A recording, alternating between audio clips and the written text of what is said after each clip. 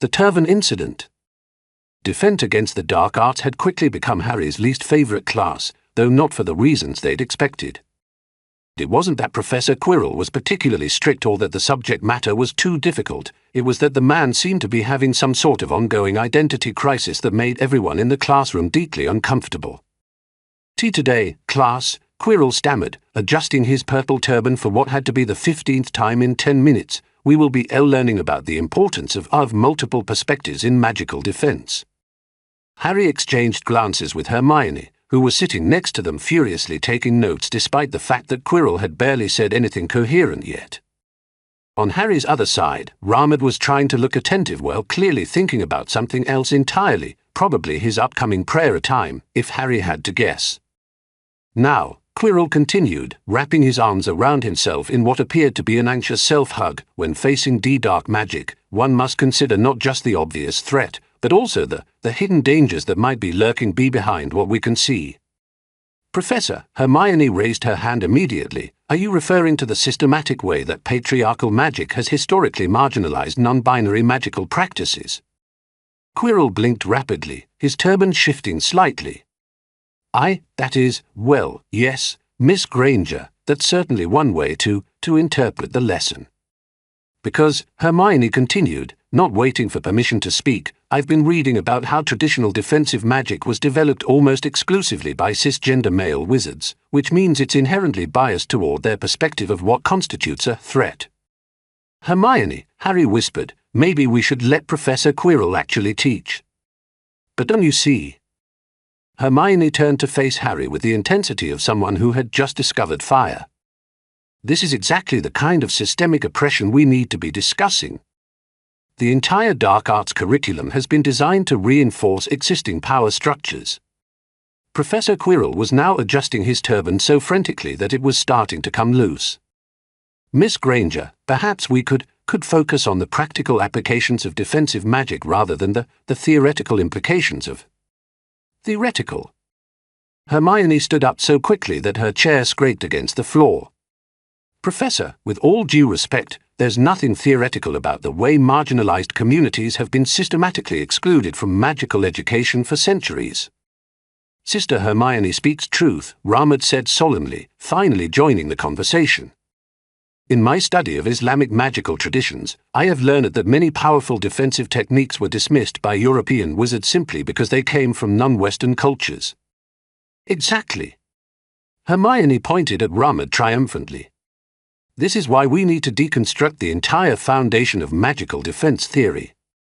Harry watched in fascination as Professor Quirrell's face cycled through several different expressions: confusion, panic, resignation, and what might have been existential dread.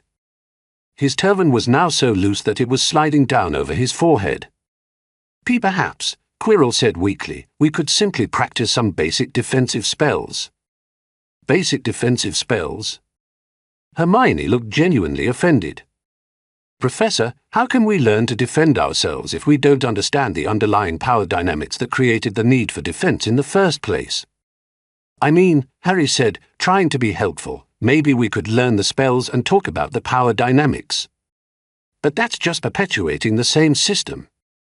Hermione protested. "Would be learning techniques developed by oppressors to protect oppressors from other oppressors."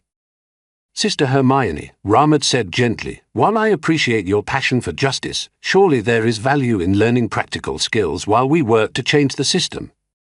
"Don't you Sister Hermione me," Hermione snapped. "And I can't believe you're taking their side on this. As a Muslim wizard, you should understand better than anyone how the magical establishment has marginalized." "I understand perfectly well," Ramad interrupted, his voice taking on an edge. "But I also understand that knowledge is knowledge, regardless of its source. The Prophet, peace be upon him, taught us to seek knowledge even unto China." "Are you seriously quoting religious texts at me right now?" Hermione's voice was rising. "This is exactly the kind of patriarchal authority that..." "Enough!" Everyone in the classroom froze. The shout had come from Professor Quirrell, but it had been delivered in a voice that was completely different from his usual nervous stammer. This voice was confident, commanding, and somehow much more emasculine. But even more shocking than the voice was what happened next. Quirrell's frantic adjusting of his turban had finally gone too far, and the entire purple mess came unwrapping, falling to the floor in a pile of silk and leaving the professor standing there with his head completely exposed. Except it wasn't just his head.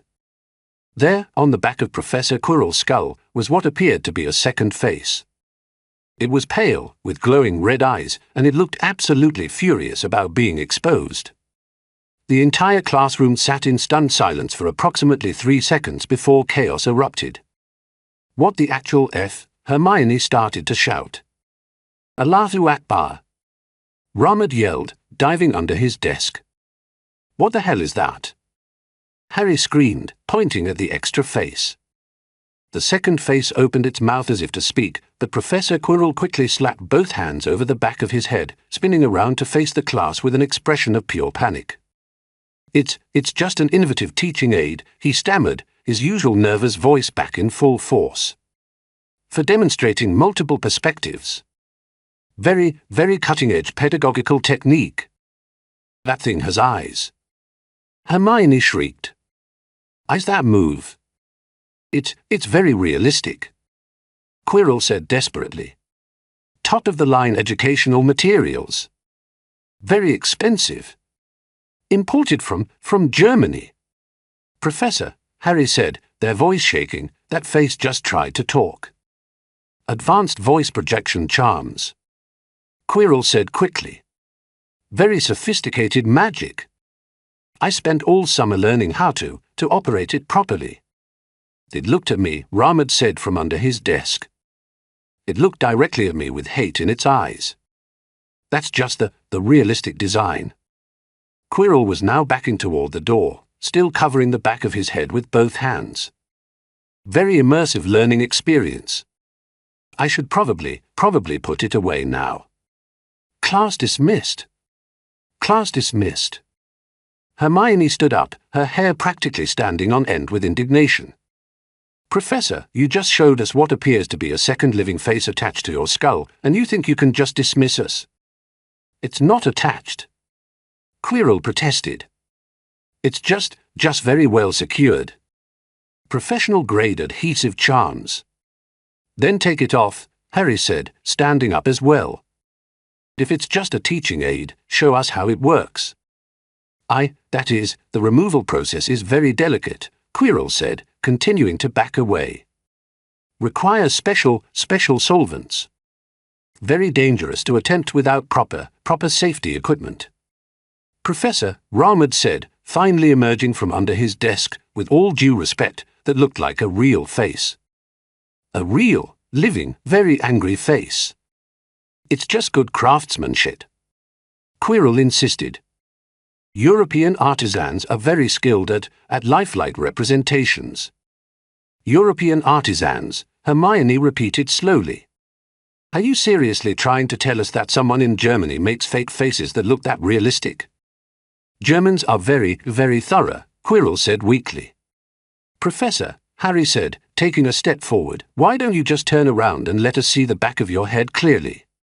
"I can't," Quirrell said quickly. "That the teaching aid is very sensitive to light.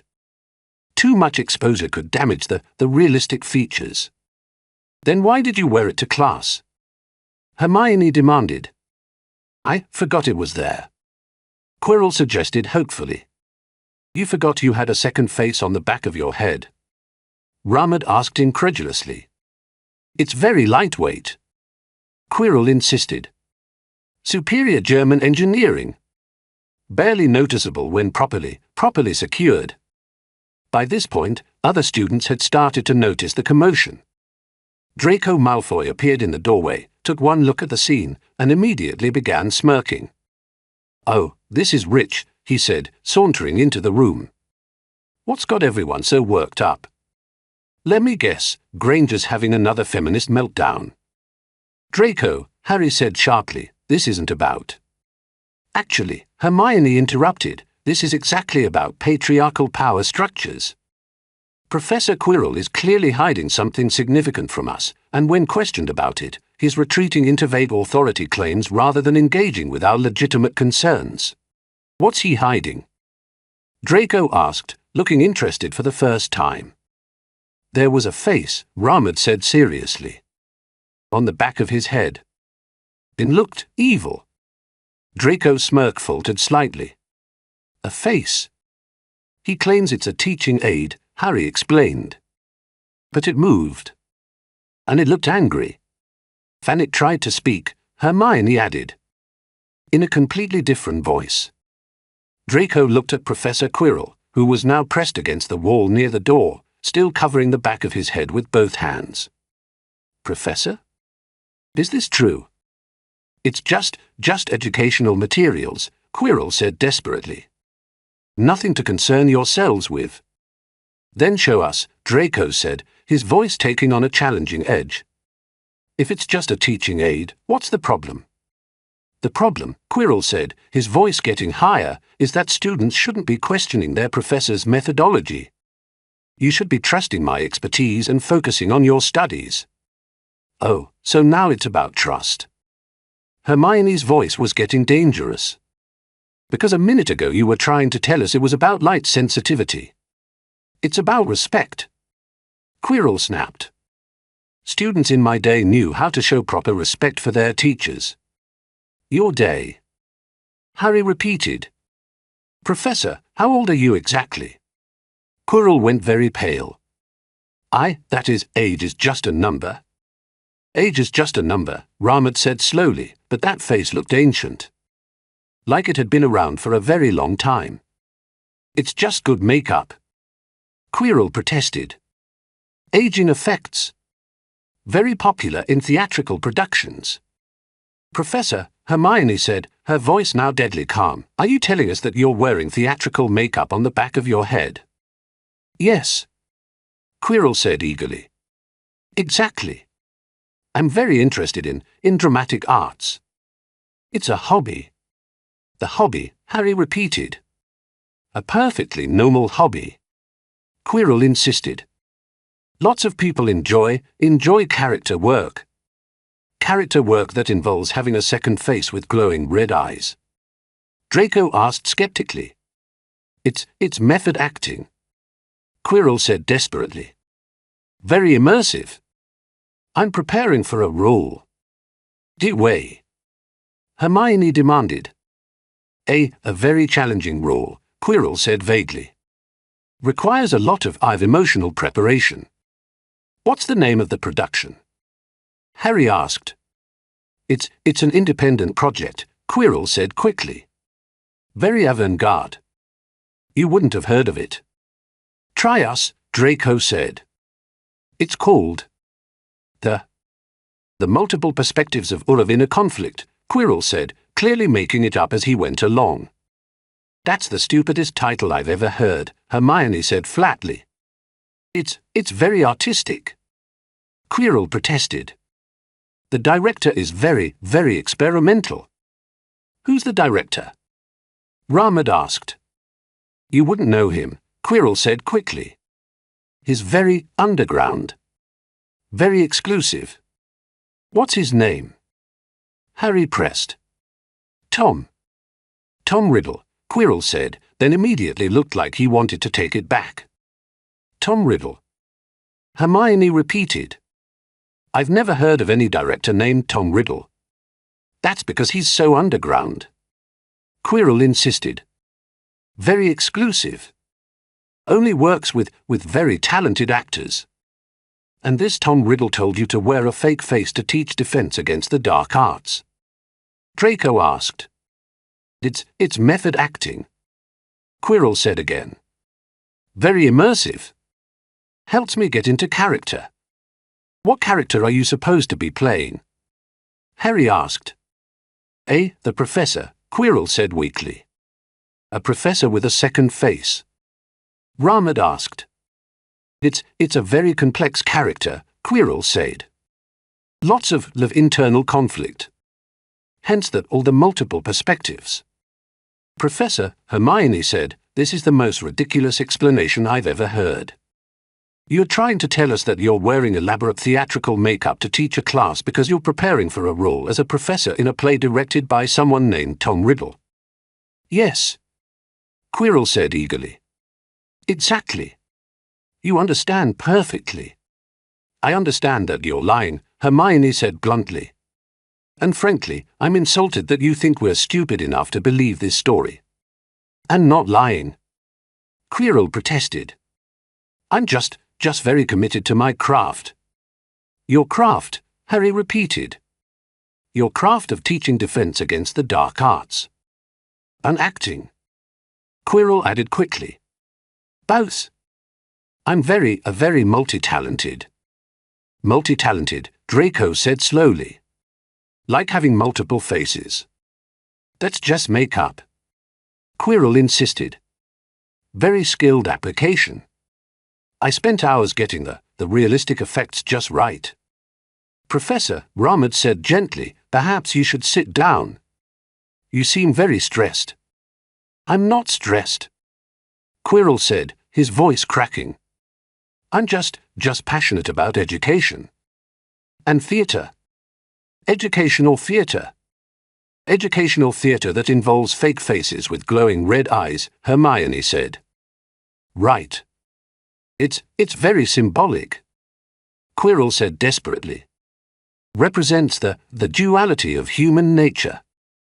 The duality of human nature, Harry repeated. Yes. The light and dark sides of everyone's personality. Quirrell was now gesturing wildly with one hand while keeping the other firmly pressed against the back of his head. And you thought this was appropriate for a defense against the dark arts class? Draco asked. It's a very visual learning experience. Quirrell said. Students learn better when they can see abstract concepts represented physically. Abstract concepts, Hermione said. Like evil. Like the importance of self-reflection. Quirrell said quickly. Everyone should examine their own inner conflicts. Inner conflicts that look like angry faces with red eyes. Ramad asked. It's a metaphor. Quirrell said desperately. Very sophisticated literary device. Literary device, Harry said. In a defense against the dark arts class. Education is very interdisciplinary these days. Quirrell protested. We should be incorporating multiple subjects. Multiple subjects, Draco repeated. Like theatre and literature. Exactly. Quirrell said, looking hopeful. You're beginning to understand my innovative teaching methods. Professor, Hermione said, I think you should take that thing off your head and explain to us what's really going on. I can't. Quirrell said immediately. The removal process is very delicate. Could damage the artistic integrity. The artistic integrity, Harry said slowly. Yes. It's a very expensive piece. Quirrell said. Cost me a fortune. I can't risk damaging it. How much did it cost? Draco asked, looking interested. The gentleman never discusses finances. Quirrell said quickly. A gentleman, Ramad repeated. Professor, are you feeling all right? You seem very scattered. I'm fine. Quirrell insisted. Just very excited about my artistic projects. Your artistic projects that involve wearing fake faces while teaching, Hermione said. It's very cutting edge. Quirrell said. Revolutionary approach to education. Revolutionary, Harry said. Yes. Breaking down traditional boundaries between disciplines. Quirrell was now backing toward the door again. Professor, Draco said, if you're going to leave, could you at least give us some homework? This has been the most entertaining class I've had all week. Homework. Quirrell said eagerly. Yes. Read chapter 12. And think about the importance of questioning appearances. Questioning appearances, Hermione repeated. Like questioning whether that face on your head is real. It's not real. Quirrell said quickly. Just very convincing, Superior craftsmanship. Superior craftsmanship that talks, Ramad said. Advanced charms. Quirrell insisted. Very sophisticated magic. What kind of charms? Harry asked. That is, trade secrets. Quirrell said. Carl reveal professional techniques. Professional techniques, Hermione said. For making fake faces. It's a very, very specialized field. Quirrell said desperately. What field? Draco asked. Educational prosthetics. Quirrell said, clearly making it up. Very niche market. Educational prosthetics, Harry repeated. Yes. For immersive learning experiences. Quirrell said. Very popular in progressive schools. Progressive schools, Ramad said slowly. That use fake faces to teach defense against the dark arts. Exactly. Quirrell said, looking relieved. You understand. I understand that this is the most ridiculous conversation I've ever had, Hermione said.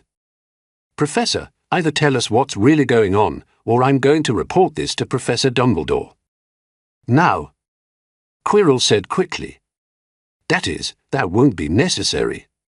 I'm sure we can work this out between ourselves. Work what out? Harry asked. You still haven't explained why you have a second face. It's not a second face. Quirrell protested. It's just a very realistic teaching aid. That looked at us with hate, Draco said. It's programmed to look realistic. Quirrell said desperately. Very advanced animation charms. Animation charms, Hermione repeated. That make fake faces look hateful. It's for dramatic effect. Quirrell said. Students learn better when they feel emotionally engaged. Emotionally engaged, Ramad said. By being stared at with hatred. It's just acting. Quirrell insisted. Very convincing performance. Performance, Harry said. By a fake face. Exactly. Quirrell said. You're finally understanding. I understand that you're completely insane, Hermione said bluntly. And I'm definitely reporting this to Professor Dumbledore. Please don't. Quirrell said, looking panicked. I can explain everything. Just give me some time to prepare a proper demonstration. A demonstration, Draco said. Of your fake face. Yes. Fine. I'll show you how it works. Quirrell said eagerly. Very educational. You'll see how innovative my teaching methods really are. When? Harry asked. Soon. Quirrell said quickly. Very soon. I just need to prepare the proper materials. What materials? Hermione asked suspiciously. Safety equipment. Quirrell said. Very important when dealing with advanced prosthetics. Safety equipment, Ramad repeated. For a fake face. It's very delicate. Quirrell insisted. Could be dangerous if mishandled. Dangerous how? Harry asked. That is, trade secrets. Quirrell said again. Carl reveal proprietary information. Professor, Hermione said, I think you should sit down and take a deep breath. I'm fine. Quirrell insisted. Just very passionate about education. Education, Draco said. Right. Yes. I want my students to have the most engaging possible learning experience. Quirrell said desperately. Engaging, Harry said. Like having fake faces stare at us with hatred. It's character building. Quirrell said. Help students develop resilience. Resilience, Ramad said. Against fake faces. Against challenging situations. Quirrell corrected. Very important life skill. Life skill, Hermione repeated. Dealing with professors who wear fake faces. Exactly. Quirrell said, then immediately looked like he regretted it. I mean, now. It's just an educational tool. Educational tool, Harry said. That builds character. Yes. Through exposure to challenging visual stimuli. Quirrell said, clearly grasping at straws. Challenging visual stimuli, Draco said slowly. Like evil-looking faces. They're not evil. Quirrell protested. They're just dramatically engaging. Dramatically engaging, Ramad repeated. With glowing red eyes. The eyes are just special effects. Quirrell said desperately. Very atmospheric. Atmospheric, Hermione said. For a defense against the dark arts class. Exactly. Quirrell said eagerly. Creates the proper mood for learning. The proper mood, Harry said. Which is terrifying. Exciting. Quirrell corrected quickly. Very exciting. Students learn better when they're energized. Energized by fear, Draco said. Not fear. Quirrell protested. Engagement. Very different. Very different, Ramad said dryly. Professor, I think he should probably. But before he could finish his sentence, the door burst open and Professor McGonagall strode in, looking more severe than usual. Professor Quirrell, she said sharply, I've been receiving reports of shouting from this classroom. What exactly is going on here? Quirrell went completely white. Professor McGonagall. That is, we were just having a very engaged class discussion. That what? McGonagall asked, her eyes narrowing. About innovative teaching methods. Quirrell said desperately. What kind of innovative teaching methods? McGonagall's voice was getting dangerously quiet. Professor Quirrell has a fake face on the back of his head, Hermione said immediately. He claims it's a teaching aid, but it moved and tried to talk. McGonagall's eyebrows rose so high they nearly disappeared into her hairline. I beg your pardon. It's just educational materials. Quirrell said quickly. Very advanced prosthetics. Prosthetics, McGonagall repeated slowly. Professor Quirrell, turn around. I can't. Quirrell said. That other device is very sensitive to environmental changes. Turn around, McGonagall said in a voice that brooked no argument. But it might be damaged. Quirrell protested. Professor Quirrell, McGonagall said, turn around this instant, or I will turn you around myself. Looking completely defeated, Quirrell slowly turned around, still covering the back of his head with both hands. Move your hands, McGonagall ordered. But news. Your hands. Quirrell reluctantly moved his hands away from his head, revealing absolutely nothing. The back of his head was completely normal, covered with thin brown hair and showing no sign of any additional facial features. The student stared in stunned silence. Well? McGonagall asked. Where is this supposed face? It must have fallen off. Quirrell suggested weakly.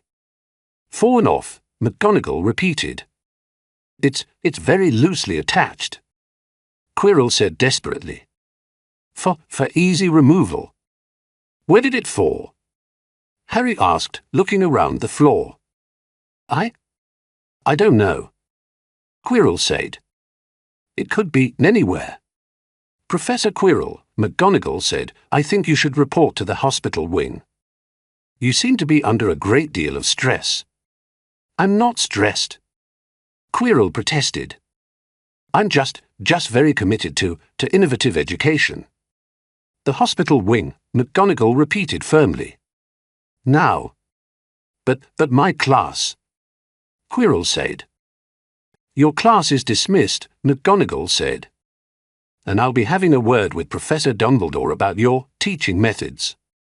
As McGonagall escorted a protesting Quirrell out of the classroom, the students were left standing there, staring at each other in complete confusion. Did that actually happen? Harry asked finally. "I have no idea," Hermione said. "But I'm pretty sure that wasn't a teaching aid." "It looked real," Ron said quietly. "Very real." "And very angry," Draco added. They stood in silence for a moment, processing what they'd just witnessed. "Should we tell someone?" Harry asked. "Tell them what?" Hermione asked. That owl professor had a mysterious face on his head that disappeared when McGonagall showed up. "It sounds crazy when you put it like that," Ron admitted. "It was crazy," Draco said. "The whole thing was completely insane." "But we all saw it," Harry said. "We all saw the same thing." "Did we?" Hermione asked. "Because right now I'm starting to wonder if we imagined the whole thing." "We didn't imagine it," Ron said firmly. "I know what I saw." "So do I," Harry said. "That face was real." "Then where did it go?" Draco asked. "I don't know," Harry admitted. "But I have a feeling we're going to find out." As they gathered their things and prepared to leave the classroom, none of them noticed the small piece of purple silk that had been left behind under one of the desks. And none of them saw the way it seemed to twitch slightly when no one was looking, as if something was still moving underneath it. But Harry couldn't shake the feeling that whatever they'd seen on the back of Professor Quirrell's head was far more dangerous than any teaching aid. And despite Quirrell's ridiculous explanations, Harry was pretty sure that the face had been very, very real. The question was, what was it, and why was their defense against the dark arts professor carrying it around on his head? Harry had a sinking feeling that they were about to find out whether they wanted to or not.